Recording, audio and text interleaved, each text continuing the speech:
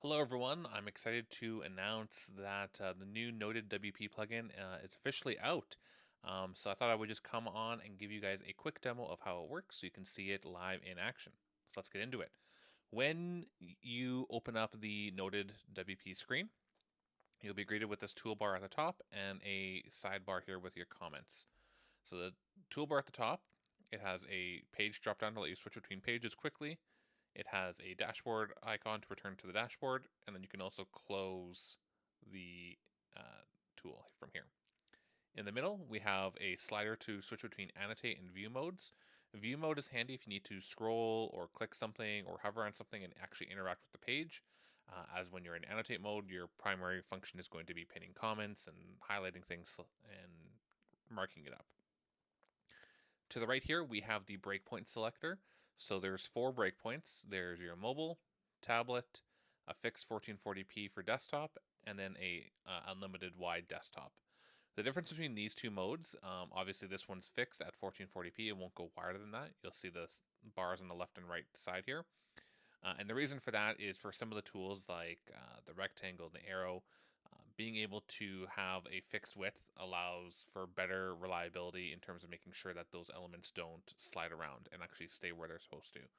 Um, so it's just helpful for that. In desktop mode, you can still use desktop mode, but you will only get the element tool, which I will show in a moment here. All right, so on the right hand side here, we have our actual tools. So there's cursor, there's pin, which lets you pin a comment, element, which lets you select a HTML element and then pin a comment to it.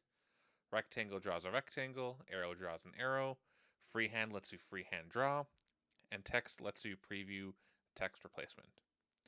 On the far right here, there is a comment button that lets you toggle between showing and hiding the comment bar, and then a share link here where you can actually generate a link to share with anyone so that anyone that is needing to review the site can do so and they don't need an account. You can optionally set an expiry date and require a password if you would like. All right, so let's try out some of the tools. So for pin, when I select pin, you'll see there is a plus for my cursor now, and I can go anywhere on the screen, click, and then I can start reading some feedback. Let's add a background picture here. Hit submit, and you'll see it pops into the comment sidebar here. The element selector is probably my favorite part because this makes it super easy to know exactly what you're trying to communicate.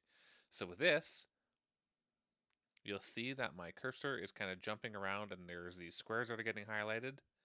This lets you select an actual HTML element, which is really handy for being super clear what you're talking about, and it actually shows the div here so that the dev knows exactly which element needs to get edited. So I can just come and I can say, let's switch this to menu. Sure. Hit submit. You'll see a little comment bubble has popped up. If you hover over it, it shows you a preview of the comment. All right. Rectangle. You can see I've already got a rectangle here, but it's super straightforward. You just click and drag to draw a rectangle, and then a box pops up to leave a comment.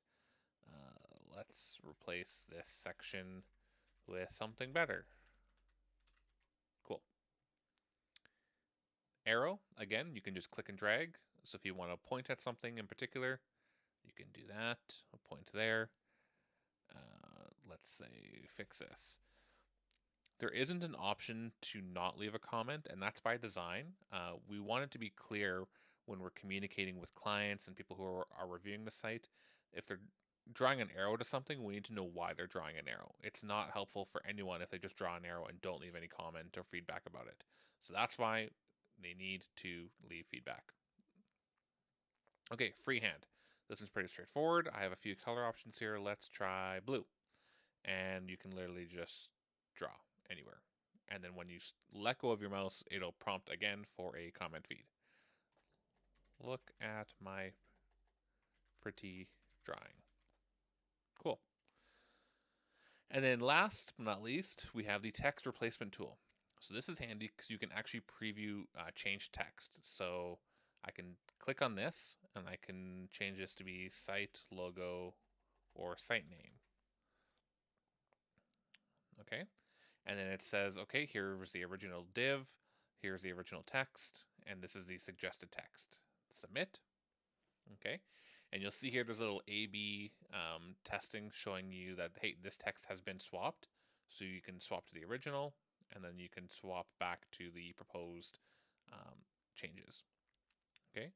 All your comments live in the sidebar here, but you can view just the text replacements on their own as well, which is handy for doing like copy review.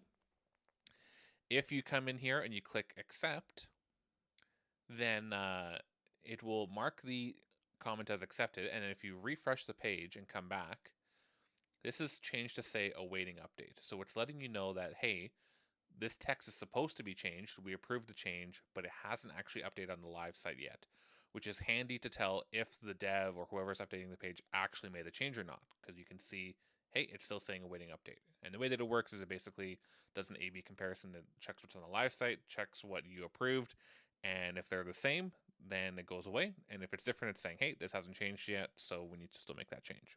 Just a little visual cue for you. Okay. On all these comments here, you have the option to resolve, flag for dev, or reject, and you can also add sub-comments. If you need to discuss something, you can say, what about not a menu? And hit reply. So you can have threaded discussions about that particular fix that is being proposed. All right. If you resolve something, it'll clear it from your list here, and you can still review back to it by going to the Done tab. But then it just helps keep your comment feed clear for what actually needs to be worked on. All right. So that's a quick demo of the NotedWP plugin. It is available now at wpnoted.com. Pro pricing starting at $79 and agency pricing starting at $199. All right. If you have any questions, feel free to leave a comment down below and I will answer all of them. Thanks. Have a great day.